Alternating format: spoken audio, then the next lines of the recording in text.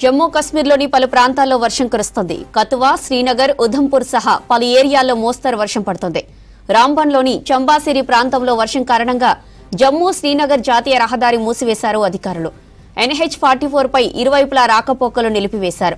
వాతావరణం మెరుగుపడి రోడ్లు పూర్తిగా కనపడే వరకు జమ్మూ శ్రీనగర్ హైవేపై ప్రయాణాలు చేయొద్దని సూచించారు అక్కడి పోలీసులు. ఇక ఇవాల్టి నుంచి మరో 4 రోజులు జమ్మూలో వర్షం పడే అవకాశం ఉందని తెలిపింది IMD. ఈ నెల 12 వరకు ఎల్లో అలర్ట్ జారీ చేసింది. ఉరుములు మెరుపులతో కూడిన వర్షాలు కురిసే అవకాశం ఉందని తెలిపింది.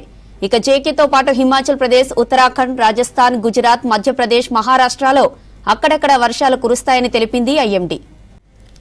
జమ్మూ కశ్మీర్లోని పలు ప్రాంతాల్లో వర్షం కురుస్తోంది. కతువా, శ్రీనగర్, ఉధంపూర్ సహా పలు ఏరియాల్లో మోస్తరు వర్షం పడుతోంది. రాంబన్లోని చంబాసేరి ప్రాంతంలో వర్షం కారణంగా జమ్మూ శ్రీనగర్ జాతీయ రహదారి మూసివేశారు అధికారులు. NH-44 పై ఇరువైపులా రాకపోకలు నిలిపివేశారు.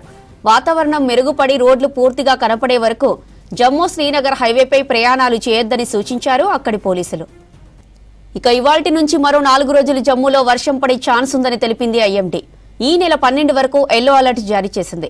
ఉరుములు మెరుపులతో కూడిన వర్షాలు కురిసే అవకాశం ఉందని తెలిపింది. ఇక జేకేతో పాటు హిమాచల్ ప్రదేశ్, ఉత్తరాఖండ్, రాజస్థాన్, గుజరాత్, మధ్యప్రదేశ్, మహారాష్ట్రలో అక్కడక్కడ వర్షాలు కురుస్తాయని తెలిపింది IMD.